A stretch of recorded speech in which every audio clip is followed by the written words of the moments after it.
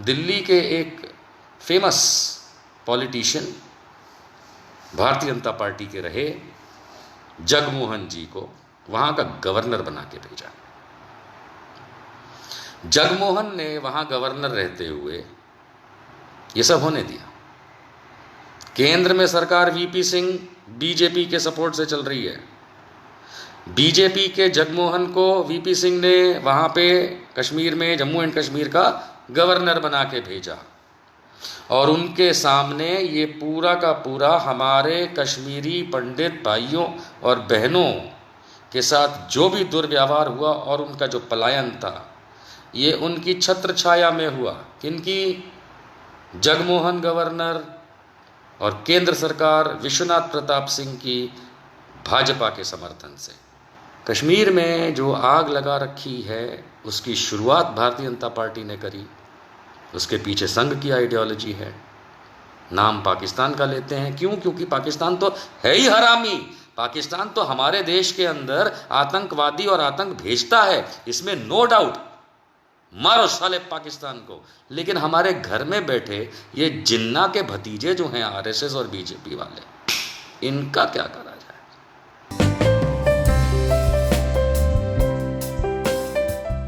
कि कश्मीर को नर्क किसने बनाया और क्यों बनाया?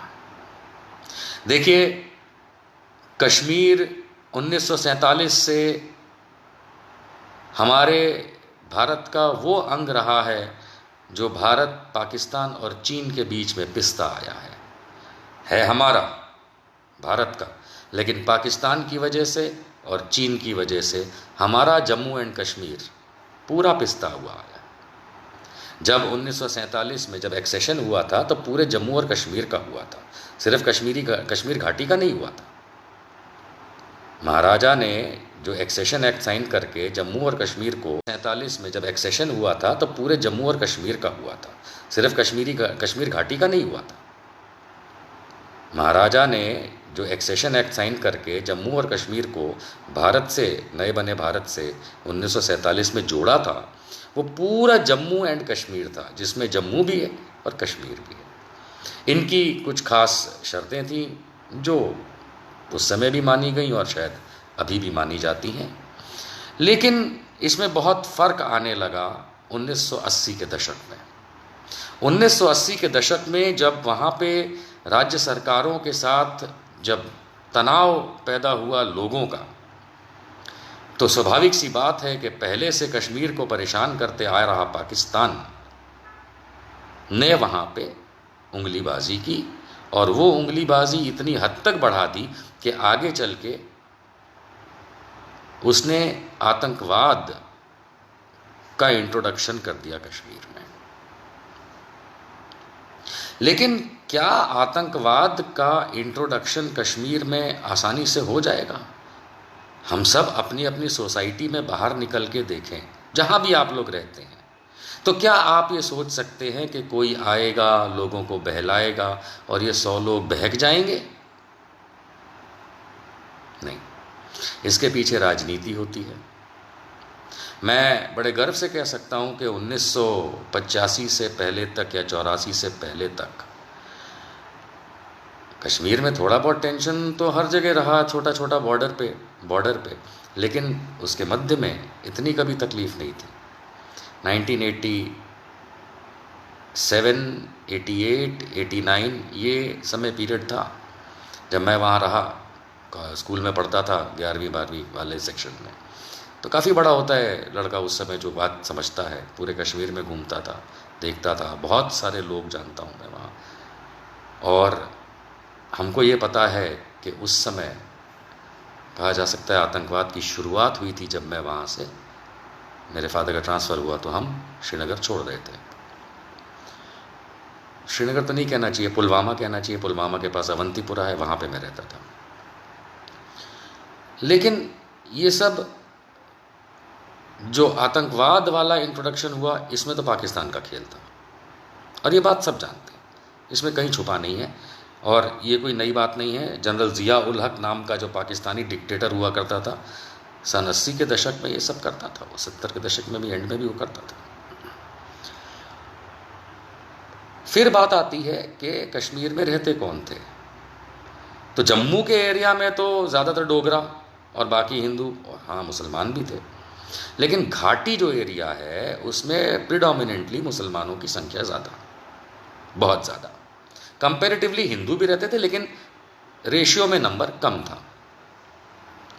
अब जब तक कांग्रेस की सरकारें रहीं, पाकिस्तान के साथ हम लोग लोहा लेते रहे, उसको बॉर्डर तक सीमित रखा और घाटी अंदर से बिल्कुल सेफ थी। अगर आप लोग मेरी उम्र के हैं, 45 से 50 के बीच के, और यदि आप उस समय कश्मीर गए आतंकवाद से पहले, तो आप रिलेट कर सकते हैं कि एब्सोल्युटली ब्यूटीफुल, कोई परेशानी नहीं। अगर मुझसे बड़े हैं उम्र में तो शायद हनीमून मनाने गए होंगे, आप लोग जानते हैं, एब्सोल्युटली ब्यूटीफुल, कोई परेशानी नहीं। अगर आप मुझसे थोड़ा छोटे भी हैं उम्र में और कश्मीर नहीं जा पाए हैं, तो भी मैं आपको बता दूं, कश्मीर धरती पे स्वर्ग है, लेकिन वहाँ की जिंदगियों को नर्क बना दिया। आप लोग टेलीविज़न में देखते होंगे, आप लोग कई जगह नेताओं को सुनते होंगे, खास करके भारतीय जनता पार्टी के नेताओं को, तो वो ये कहते हैं कि कांग्रेस, खास करके वो पार्टी का नाम लेते हैं कि कांग्रेस पार्टी की वजह से इतना ज़्यादा कश्मीर का हालत ख़राब हुआ कि वहाँ आतंकवाद आया। वो कांग्रेस को ब्लेम करते हैं, खुल के ब्लेम करते हैं, कि जिसको कश्मीरी एक्सोडस कहा जाता है, जिसमें हमारे कश्मीरी पंडित भाइयों और बहनों को परेशान होना पड़ा, उनके साथ दुर्व्यवहार हुआ, और कहा जाता है कि बहुत बड़ी संख्या में, मैं नंबर नहीं बताना चाहता क्योंकि वो अलग अलग जगहों पे अलग नंबर्स हैं, पर ये कहा जाता है कि बहुत बड़ी संख्याओं में कश्मीरी पंडितों को, कश्मीरी पंडित पुरुष, बहन, माताएं, सबको कश्मीर घाटी छोड़नी पड़ी, और पहले जम्मू में आकर के कैंपों में रहना पड़ा, फिर दिल्ली पहुँचे, फिर जाने क्या क्या परेशानियाँ हुई। बहुत दुख की बात है। लेकिन जब भारतीय जनता पार्टी कहती है कि ये कांग्रेस की जिम्मेदारी थी, कांग्रेस ने ऐसा कर दिया, यहाँ आज हम एक चर्चा करेंगे। मैं एक समझता हूँ बात को कि जब कभी भी भारतीय जनता पार्टी को अपनी गलती छुपानी होती है तो वो कांग्रेस का नाम लेती है, और इतना ज़ोर ज़ोर से लेती है, इतना चीख चीख के लेती है, इतना चिल्ला चिल्ला के लेती है, इतना झूठ बोल बोल के लेती है भारतीय जनता पार्टी कांग्रेस का नाम, कि लोगों को लगता है अच्छा हाँ ऐसा ही होगा। आइए कुछ सच्चाई समझते हैं।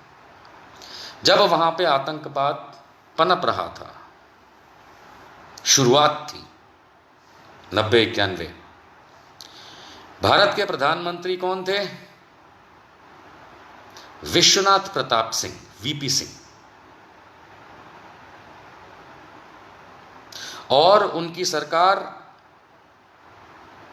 भारतीय जनता पार्टी के समर्थन से बनी थी केंद्र में, और भारतीय जनता पार्टी के समर्थन से ही वो प्रधानमंत्री थे।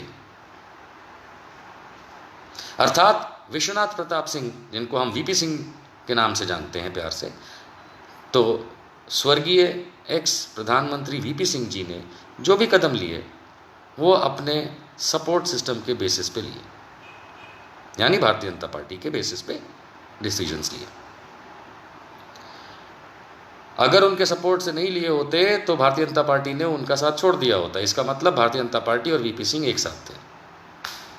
सबसे पहला काम उनका ये था कि उन्होंने दिल्ली के एक famous politician, Bharatiya Janata party के रहे जगमोहन जी को वहाँ का गवर्नर बना के भेजा। जगमोहन ने वहाँ गवर्नर रहते हुए ये सब होने दिया। केंद्र में सरकार वीपी सिंह बीजेपी के सपोर्ट से चल रही है। बीजेपी के जगमोहन को वीपी सिंह ने वहाँ पे कश्मीर में, जम्मू एंड कश्मीर का गवर्नर बना के भेजा, और उनके सामने ये पूरा का पूरा हमारे कश्मीरी पंडित भाइयों और बहनों के साथ जो भी दुर्व्यवहार हुआ और उनका जो पलायन था, ये उनकी छत्र छाया में हुआ। किनकी? जगमोहन गवर्नर और केंद्र सरकार विश्वनाथ प्रताप सिंह की भाजपा के समर्थन से।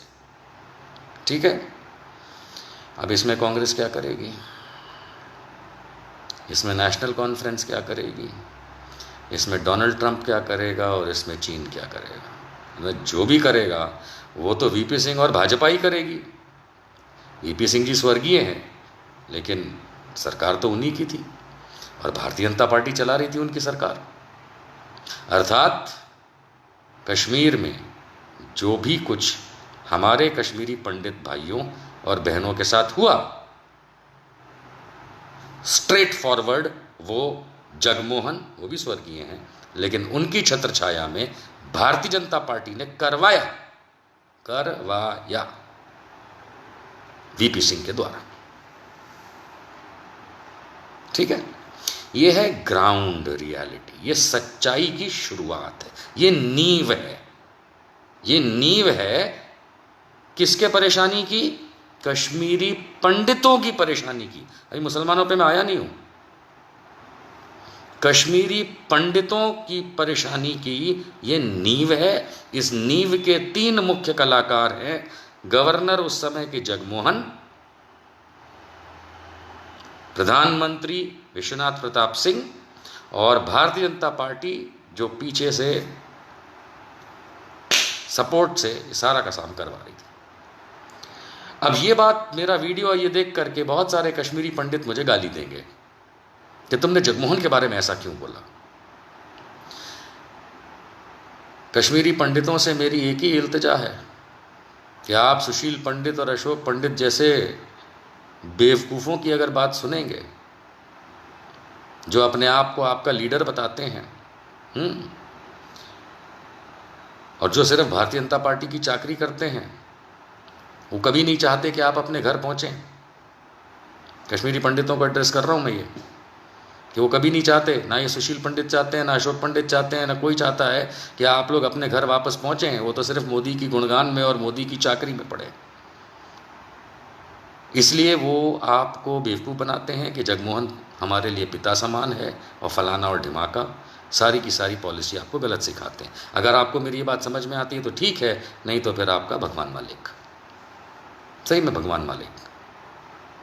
क्योंकि इतना ब्रेन वॉश कर दिया गया है कि जगमोहन को आप लोग पिता तुल्य मानने लगे हैं। बहुत सारे लोग। गलत है, ये तो करवाया पूरा का पूरा उसने। He was sent by Atal Bihari Vajpayee and gang of Bharatiya Janata Party, which was supporting the Vishwanath Pratap Singh government in center in India to conduct all this. तो आपको पहली बात तो ग्राउंड रियलिटी पता होनी चाहिए। फिर भी आप अगर रावण को राम मानते हैं, मानिए। मैं कौन होता हूँ आपको फोर्स करने वाला? कन्विंस किसी को नहीं करूँगा। आपको मानना है मानिए, ना मानना है मत मानिए। हकीकत सच्चाई यही है। अब सवाल उठता है कि ये करवाया क्यों गया फिर? और फिर मैं आऊंगा किसने किया। ये करवाया इसलिए गया कि भारतीय जनता पार्टी को कश्मीर में एक अनस्टेबिलिटी क्रिएट करनी थी। क्योंकि जब तक हिंदू मुसलमानवाद क्रिएट नहीं होगा कश्मीर में, बाकी के इंडिया के अंदर उनकी दाल नहीं गलने वाली। हिंदू मुसलमानवाद तो भारत के अंदर ये लोग कराते आए हैं, लेकिन अब कश्मीर को टारगेट करके जब वहां से हिंदू मुसलमानवाद होगा तो पूरे इंडिया में फैलेगा और इंडिया पे ये अलग तरीके का इम्पैक्ट करेगा। ये एक नई चिड़िया इन्होंने खोजी भारतीय जनता पार्टी ने। कौन कौन भारतीय जनता पार्टी में उस समय महान लोग? श्री अटल बिहारी वाजपेयी, श्री एल.के. आडवाणी, श्री मुरली मनोहर जोशी, ये सारे। ये आपको माफ़ कीजिएगा, कोई ऐसा ना समझे कि ये लोग बहुत दूध के धुले और ये सब प्योर पॉलिटिशियंस हैं। भैया थे, जो हैं वो हैं अभी भी, और जो थे वो थे, लेकिन प्योर पॉलिटिशियंस थे। ये कोई दूध के धुले हुए कोई नहीं होता भैया पॉलिटिक्स में, कोई नहीं होता। ये भी नहीं थे। खैर, तो इन्होंने ये करवाया।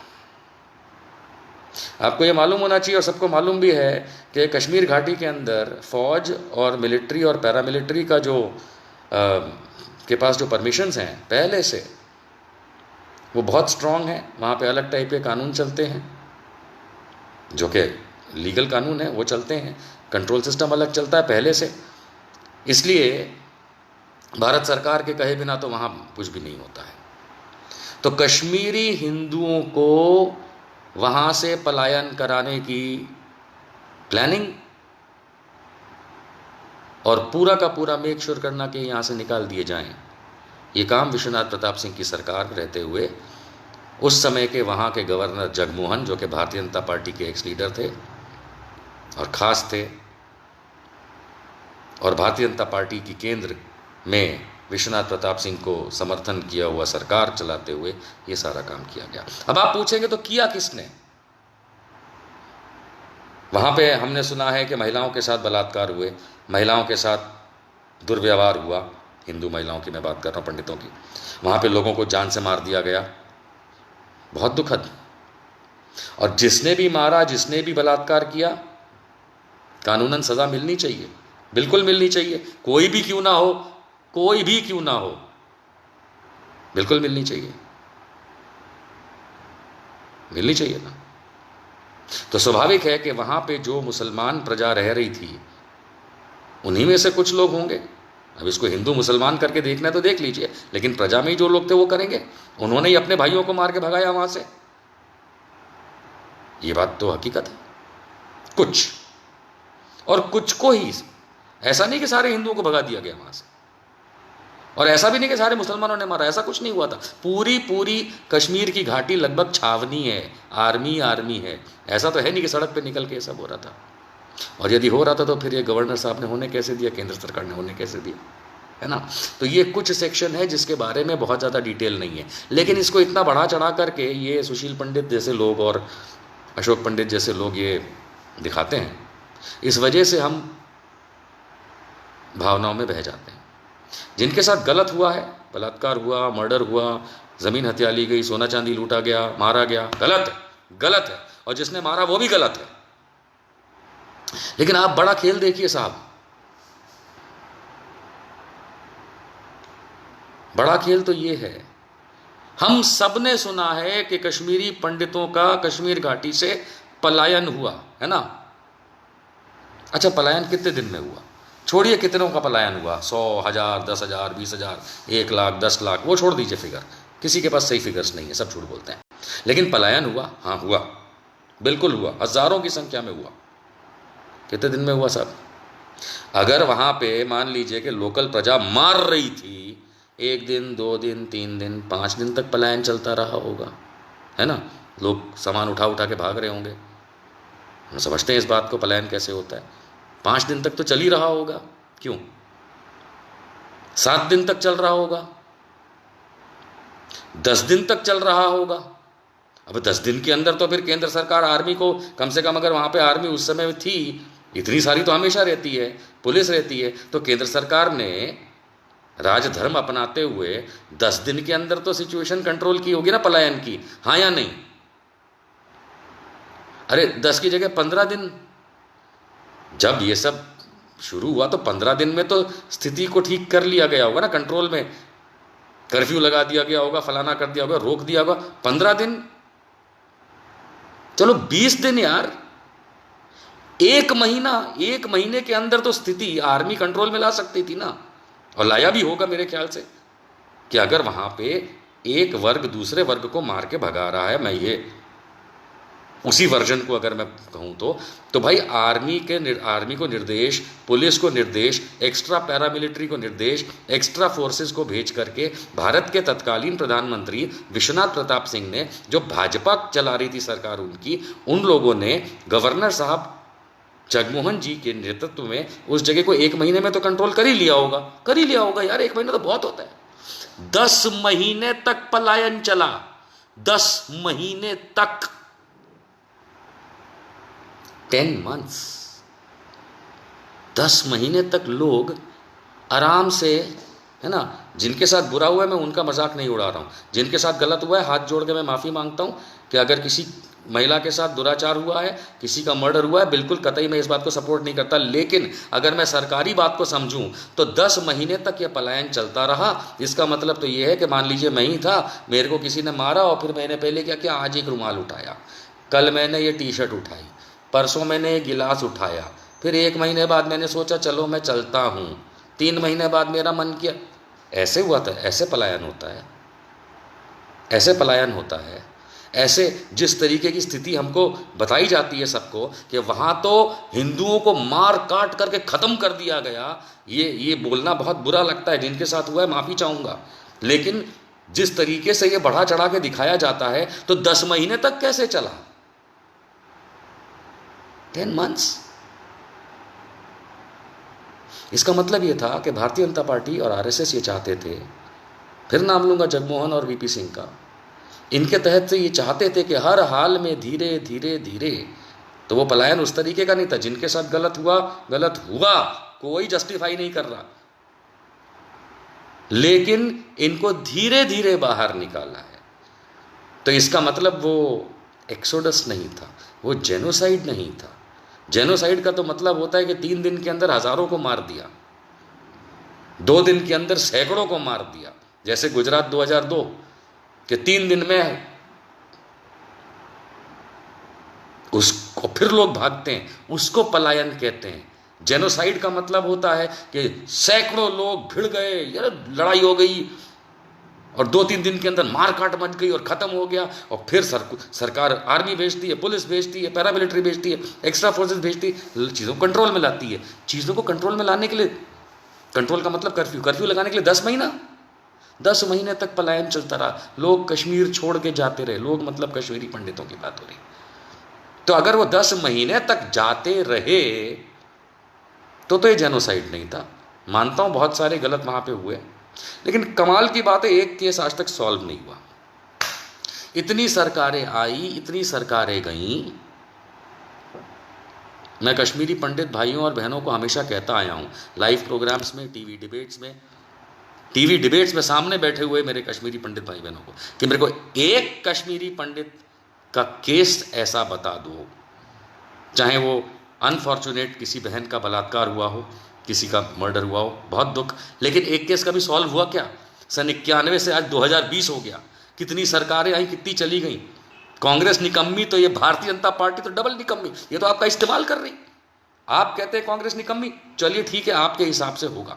मैं तो कहता हूं कि भारतीय जनता पार्टी डबल निकम्मी, वो आपका इस्तेमाल भी करती है वोट बैंक का, वो आपको बेचारा बना करके बेवकूफ़ भी बनाती है, वो आज भी आपको आर्टिकल 370 के नाम पे उल्लू बनाती है, और हिंदू हिंदू करके आपको इतना ज़्यादा इस्तेमाल करती है कि आपकी आने वाली पुश्तें ताकि उनकी गुलाम रहें। और हकीकत यह है कि एक केस सॉल्व नहीं किया किसी भी सरकार ने। एक मर्डर का, किसी को, जहाँ कहीं मर्डर हुआ वहाँ पे मेरे किसी हिंदू भाई का, पंडित का, तो वहाँ किसी भी मेरे मुसलमान कश्मीरी भाई का आरोप सिद्ध नहीं हुआ, क्योंकि केस ही नहीं चले, क्योंकि पता नहीं ऐसा हुआ क्या, किसने किया किसने नहीं किया।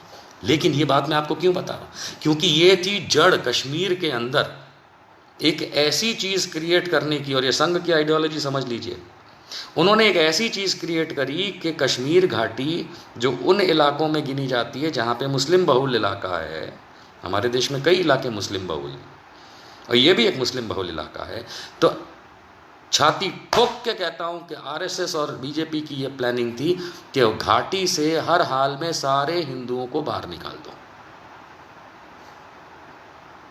सारे कश्मीरी पंडित और उनकी फैमिलीज को बाहर निकाल दो, और इस तरीके से बाहर निकालो कि हाहाकार मच जाए, क्योंकि फिर घाटी में जो बचा वो तो सिर्फ मुसलमान है, सारा हिंदू बाहर निकल गया, अब घाटी में जो बचा वो सारा मुसलमान है ना। आंख बंद करके जिसको थप्पड़ मारोगे वो मुसलमान होगा। यही तो आरएसएस की आइडियोलॉजी है, गुरु गोलवालकर की, एंटी मुस्लिम्स, फैक्ट है। अगर किसी को लगता है कि मैं कुकड अप स्टोरीज बोल रहा हूँ, मैं बढ़ा चढ़ा के बोल रहा हूँ, ये तो फैक्ट मैं आपके सामने पेश कर रहा हूँ। इस फेसबुक लाइव का मकसद सिर्फ ये है कि आपको तथ्यों की जानकारी रहे। ये तो आज का सेंटर में, मीडिया में कहीं टॉपिक भी नहीं है ना।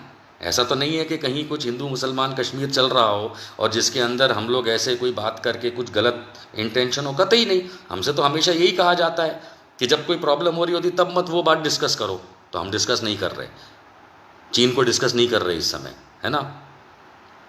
यही तो भारतीय जनता पार्टी हम लोगों से, भारतवर्ष को कहती है कि जब कोई प्रॉब्लम चल रही होती तब तुम सरकार के खिलाफ कुछ बात मत करो, बाद में कर लेना, बाद में डिस्कस कर लेना। तो आज ये डिस्कस हो रहा है, तो आज ये डिस्कस, हम तो आप ही की बात मान रहे हैं कि आप कहते हो जिस समय प्रॉब्लम हो तब मत डिस्कस करो। कोई बात नहीं, आज तो ये प्रॉब्लम नहीं है ना, इसलिए हम आज इस फैक्टर को डिस्कस कर रहे हैं।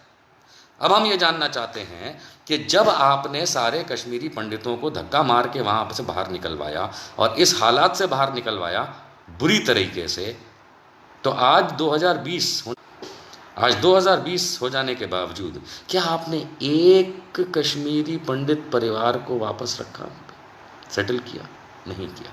आप आज भी कश्मीर में कश्मीरी मुसलमानों को और कश्मीरी हिंदुओं दोनों को परेशान कर रहे हैं।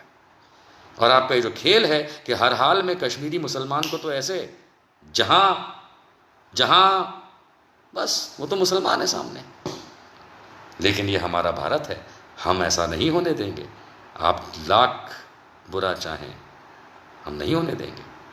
ना हम कश्मीरी पंडितों का बुरा होने देंगे, ना हम कश्मीरी मुसलमानों का बुरा होने देंगे, ना हम कश्मीर का बुरा होने देंगे, ना हम भारत का बुरा होने देंगे। हम होने ही नहीं देंगे।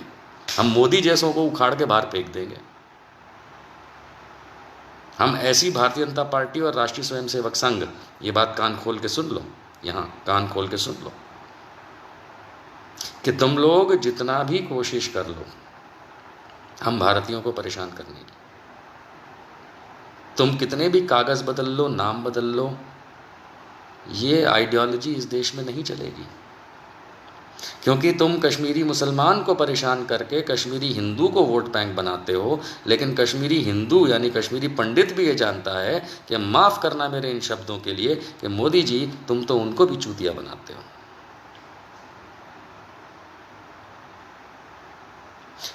कश्मीर में जो आग लगा रखी है उसकी शुरुआत भारतीय जनता पार्टी ने करी, उसके पीछे संघ की आइडियोलॉजी है। नाम पाकिस्तान का लेते हैं, क्यों? क्योंकि पाकिस्तान तो है ही हरामी। पाकिस्तान तो हमारे देश के अंदर आतंकवादी और आतंक भेजता है, इसमें नो डाउट, मारो साले पाकिस्तान को। लेकिन हमारे घर में बैठे ये जिन्ना के भतीजे जो हैं आरएसएस और बीजेपी वाले, इनका क्या करा जाए? इनको भी तो सीधा करना पड़ेगा।